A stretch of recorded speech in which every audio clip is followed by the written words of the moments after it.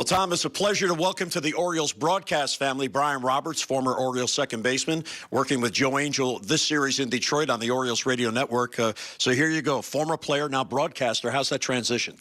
Less pressure, for sure. You're not so worried about the 0 for 4s or the error that you might have made in the 8th inning. And I was talking to Buck downstairs earlier today, and you really do. You do the game, and then you get to go home, and you sleep pretty good.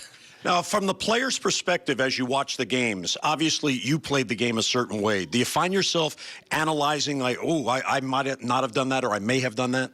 Well, I think part of what the way you played the game will come across, I think, to an extent. But you also have to realize what each individual player's abilities are and what they're trying to accomplish at the same time. What they're trying to accomplish might not be what I would have tried to accomplish in that same situation. So I think at times that flows into it, and at times it doesn't. Now, over your 14-year career, you were one of the top leadoff hitters in the game, and I'm wondering about your feelings about the Orioles leadoff hitter. Now, Trey Mancini, not exactly what you would think of the prototypical leadoff hitter, but for some reason, he's getting it done.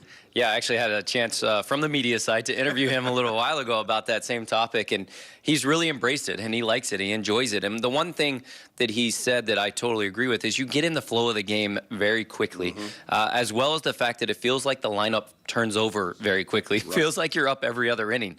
And the farther down in the order you hit, maybe the harder it is to get in the flow sometimes. And for somebody like Trey, who, as he said, he's hit in the middle of the order a lot of his lineup, a lot of his life, being a big guy and that sort of thing. It's a little different, but his approach is so good when it comes to taking his walks, working deep in count, not striking out a lot. So I think his abilities really transfer well into that spot. Now, you were a switch hitter, but you're a very similar hitter to Trey in the sense that he uses foul line to foul line, and you did that your entire career. Yeah, Trey does a tremendous job of using the whole field, and what he does is let the ball travel. His swing is very short. It's very compact.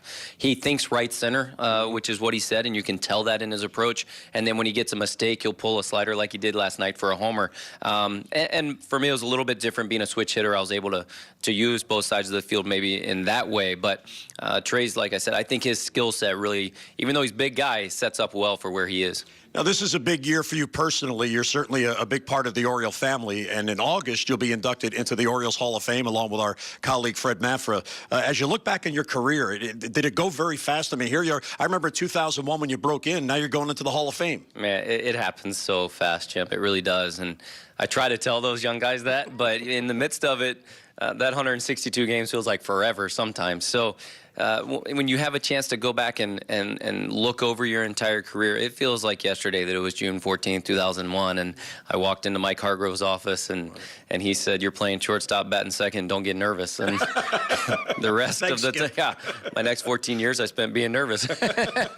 Now you're going to have to give a speech at the luncheon for the Hall of Fame. The broadcasting might be good for you. I hope it helps a little bit. Yeah, it'll be short and sweet. Some thank yous and good night. All right. Now, do you have any ad libs I can take to the TV booth? Help me out here. You got any scoops? I'd say try to keep them warm. That's the key right now, isn't it? Let's keep the windows closed and try not to be a player today. Well, it's great to have you here on the broadcast level, and congratulations on the Hall of Fame. Thanks, Jim. I appreciate it. All right, Brian Roberts, Tom, he'll be on the radio today, the Orioles Radio Network. Let's send it back to you.